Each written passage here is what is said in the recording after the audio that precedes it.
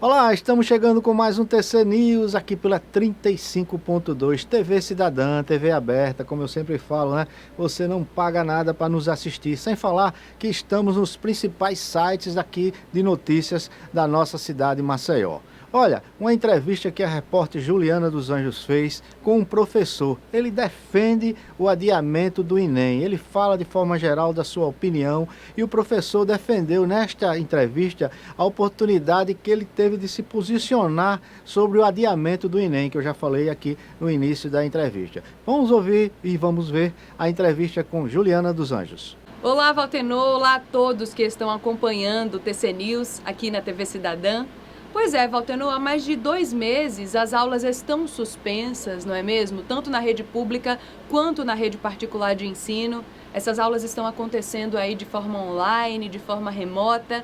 E aí nós resolvemos trazer esse assunto, educação em tempos de pandemia, em tempos de distanciamento social, aqui para a TV Cidadã. Nós vamos conversar hoje com o professor Ives Urquiza, que já está aqui com a gente via Skype. Eu aproveito para começar então a nossa entrevista agradecendo, professor, a sua disponibilidade de tempo, a sua participação aqui no nosso programa, aqui na nossa TV. E eu acho que a gente pode começar esse nosso bate-papo então falando sobre o Enem, que é o assunto mais recente, que gerou muita polêmica, porque durante muito tempo o Ministério da Educação afirmou que não adiaria a prova. Houve muita pressão por parte dos alunos, os parlamentares também sofreram essa pressão. Na última quarta-feira houve então aí uma aprovação por parte do Senado, né, desse adiamento do Enem, e o INEP e o MEC adiaram a prova, então ainda não se sabe se 30, 60 dias isso ainda vai ser definido. Mas aí eu gostaria de saber, professor, qual a sua opinião sobre o assunto? Em primeiro lugar, Juliana, Valtenor, muito grato pelo espaço para falar um pouco com a sua audiência. Eu acredito que vivemos um momento em que parte dos elementos que estão no poder tem pouca empatia com aqueles que os colocaram lá. O ministro da Educação, ele tinha uma postura extremamente firme, dizendo que não haveria mudança na data, e foi posto um tipo de publicidade que para muitos estudantes soou ofensiva, como que se transferindo para ele o ônus do que está acontecendo no mundo. Enquanto o mundo para e tenta proteger os cidadãos, a propaganda dava a ideia de que, olha, o problema é seu, se vire, é contigo agora. E num país com tamanha desigualdade como é o nosso, eu acredito que isso é uma injustiça social. E aí o nosso ministro tem uma frase que é infeliz também em relação a isso, quando diz que o Enem não veio para combater injustiças. Ora, mas o que é a educação se não uma das mais poderosas ferramentas de diminuição de injustiça? Infelizmente temos no comando do Ministério da Educação alguém que não acredita que a educação é uma ferramenta de diminuição de injustiças sociais. Ainda bem que com a força das redes, muitos estudantes e muitos influenciadores digitais da área de educação, e eu me incluo dentre eles, fizeram uma campanha chamada Adia Enem. E por conta disso, acredito que os parlamentares foram sensibilizados e com essa sensibilidade houve uma votação onde ficou explícito que eles ouviram a voz que veio da maioria dos estudantes. Numa votação no Senado, em que 75 senadores de 76 votantes optam pelo adiamento, fica muito claro que a voz das ruas foi ouvida, que a voz dos estudantes foi respeitada e que ainda há luz no fim do túnel, que a gente pode, através dos mecanismos de comunicação e de espaços como esse que você está abrindo, buscar algo que pelo menos pareça ser o mais sensato e melhor para o momento atual dos estudantes. Houve muita discussão também em relação a um possível cancelamento do Enem, não adiamento, que é o que já está certo, né? Isso aí, nós estamos nos encaminhando apenas para saber qual será essa data, a nova data da prova, mas o adiamento já está certo. Mas houve também essa discussão em relação ao cancelamento, professor. Afinal de contas, como o senhor bem disse, a gente sabe que milhões de alunos não têm acesso à internet. Principalmente os alunos da rede pública de ensino, eles não contam com essa estrutura que um aluno da rede particular, a gente sabe que é muito mais provável que tenha essa estrutura, né? Ou seja, a desigualdade é real, ela existe. E aí eu queria saber qual a avaliação do senhor, qual a sua posição em relação também a um cancelamento, se isso fosse possível, a essa discussão também que aconteceu. Eu acho que nós vivemos um momento de incerteza. O isolamento social, como ele está proposto hoje, ele vem sucessivamente tendo postergado o seu final. A cada 15 dias, nós temos novos 15 dias para avaliar o que está acontecendo.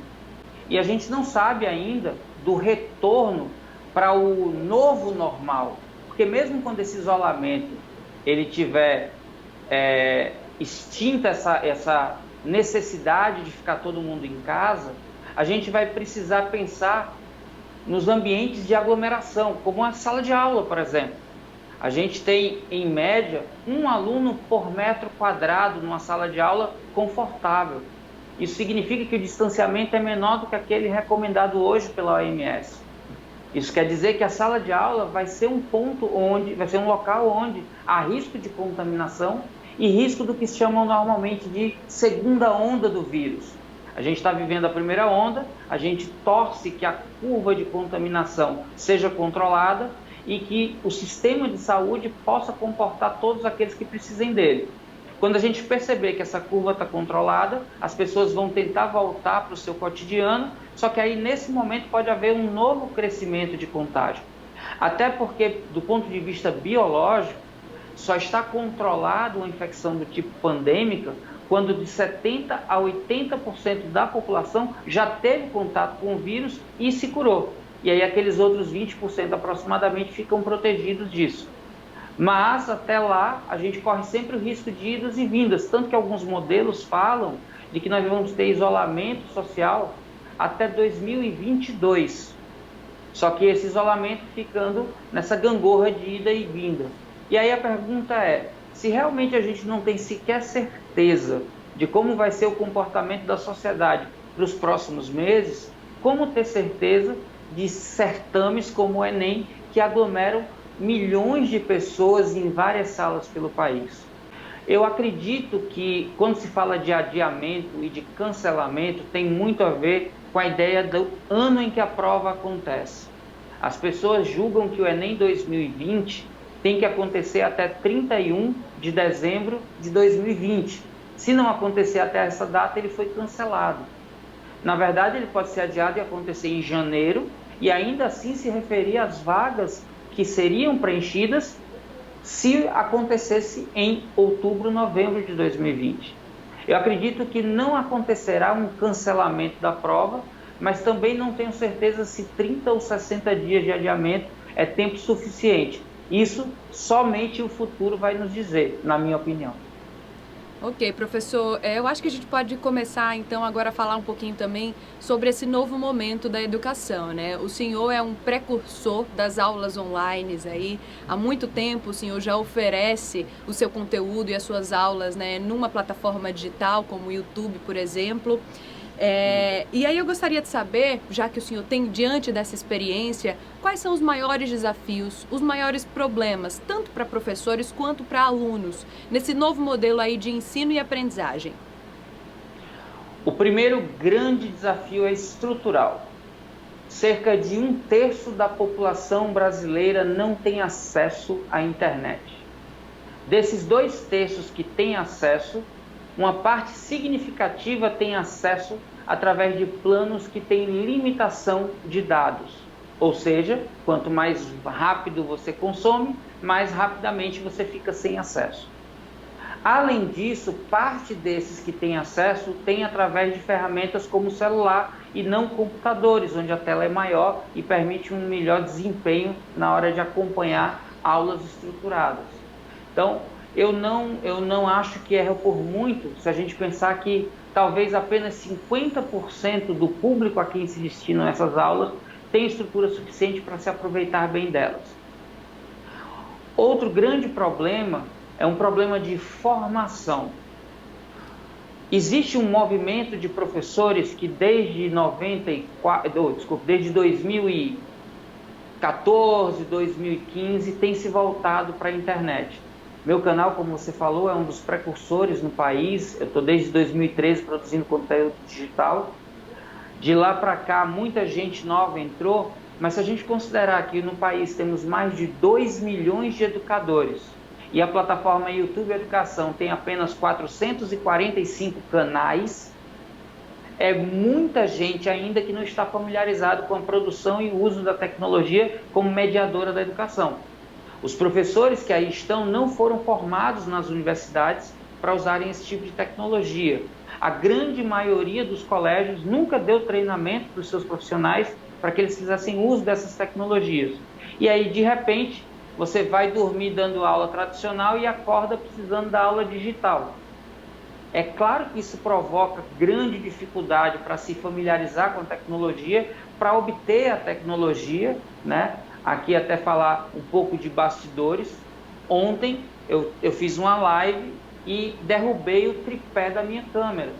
Hoje, para a gente estar conversando aqui, eu estou usando um empilhamento de mais de 10 livros. Vocês não percebem isso, estou até entregando aqui um pouco de backstage, mas tem 10 livros aqui sustentando a câmera para a gente conversar.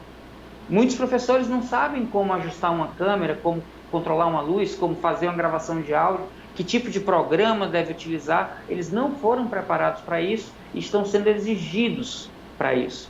Além disso, o trabalho em casa, né, o chamado homework, exige muito dos familiares da casa também.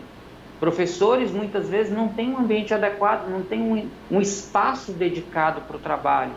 Tem demandas familiares de filhos, às vezes pequenos, que não têm maturidade para compreender que os pais estão ali trabalhando.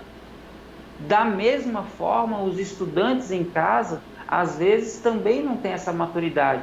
Como já aconteceu, por exemplo, episódios em que pais apareceram no meio da aula fazendo coisas horrorosas.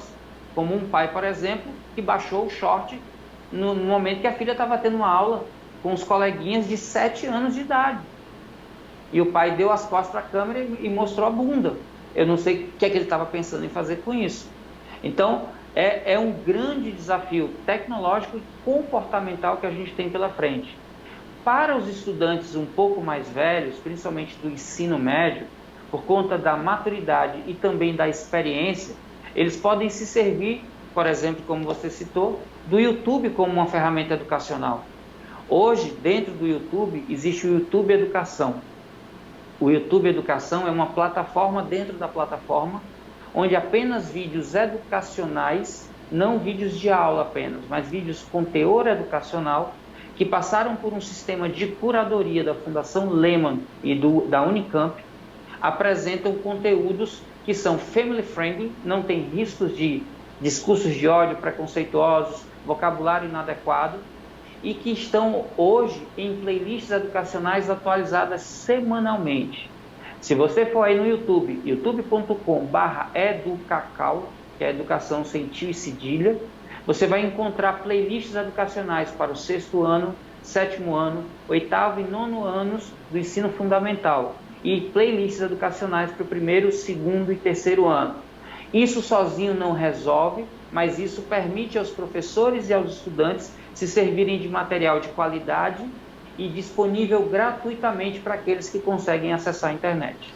A gente falou um pouquinho, então, professor, sobre alguns problemas, né, os desafios aí em relação a esse novo modelo de ensino, mas eu acho importante a gente discutir também soluções. O que o senhor acredita que o mercado educacional precisa fazer para se adaptar a esses novos tempos, já que, como o senhor mesmo disse, a gente tem previsões aí de alguns estudiosos de que a gente ainda continue nessa questão de isolamento por alguns anos?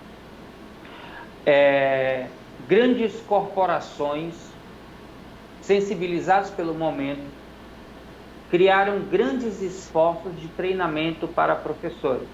Isso precisa ser divulgado e, se você me permite seu espaço para isso, existe uma ferramenta poderosa chamada Google Classroom, que faz parte de uma suíte de aplicativos do Google que é disponibilizada gratuitamente para instituições de ensino básico e superior.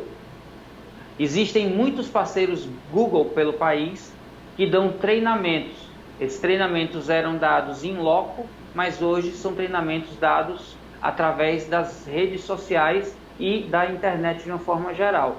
Então, eu acredito que as instituições de ensino precisam se apropriar dessas possibilidades e permitir aos seus professores que tenham também ambiente para o trabalho. Talvez faça sentido que essas empresas investam em cursos que tornem os professores habilitados para o uso de ferramentas educacionais de forma à distância assistida. Cabe aos colegas professores também um esforço, que eu sei que não é simples para muitos deles, porque não só estudantes, mas também professores, muitas vezes têm pouco acesso à tecnologia. Então, esses professores vão ter que fazer um esforço ainda maior e cabe à rede pública e privada tentar fornecer um mínimo viável para que esses professores possam exercer de forma à distância assistida o seu trabalho. Peço encarecidamente aos pais um voto de confiança e paciência, porque estamos num momento de adaptação que aconteceu bruscamente. Então, é fato que teremos falhas de comunicação, falhas de processo, como provavelmente os pais também estão percebendo com a convivência mais intensa em casa, que há ajustes a serem feitos também na convivência da família. Então, esse é um momento em que as pessoas precisam, embora não seja simples, tentar manter a sanidade mental, a tranquilidade, para enxergar dentro dessa convulsão soluções, para que todos, e principalmente os estudantes, tenham o menor prejuízo possível. É verdade, a gente precisa de muita paciência para poder se adaptar então a esses novos tempos. Para a gente encerrar a nossa entrevista, professor, em relação à aprendizagem, como o senhor acredita que a gente pode preparar os nossos alunos para cada vez mais aulas online? Ou o senhor acha que essa geração ela já veio meio caminho andado aí, preparada? Eu sempre brinco que a gente está tendo uma geração de estudantes que é a geração galinha pintadinha. Eu não sei se você conhece, se você tem parentes abaixo de 4 anos, existe um canal muito popular que se chama Galinha Pintadinha. O público-alvo desse canal era de 2 a 5 anos. Depois disso aparecem outros canais de personagens populares, como Peppa Pig, por exemplo, ou um ator, um comunicador chamado Lucas Neto, que faz um trabalho para um público de 9 a 12, 13 anos. Esse público já nasceu praticamente digital. Muitas vezes, até como uma forma de acalmar os filhos, os pais davam um tablet para que eles ficassem ali entretidos no mundo digital e permitissem um pouco de menos barulho, digamos assim, no ambiente onde essas crianças estavam. Uma coisa que essa geração tem é familiaridade com os meios digitais. Então, elas já sabem manipular os meios digitais. Aqueles que ainda estão em transição, que estão saindo do presencial para o digital, como em qualquer coisa, eles precisam aprender a ter autonomia. Eles precisam ser apresentados a ferramentas e estratégias que permitam que eles tenham autonomia para encontrar as coisas que precisam encontrar.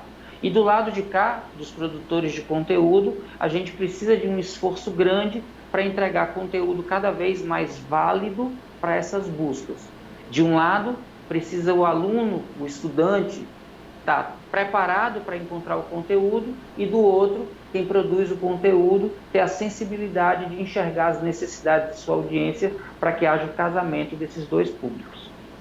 Pois é, professor, uma coisa é certa, né? Durante este período de pandemia que nós estamos vivendo, tanto pais, quanto alunos, quanto professores, estamos todos tentando aprender, tentando nos adaptar.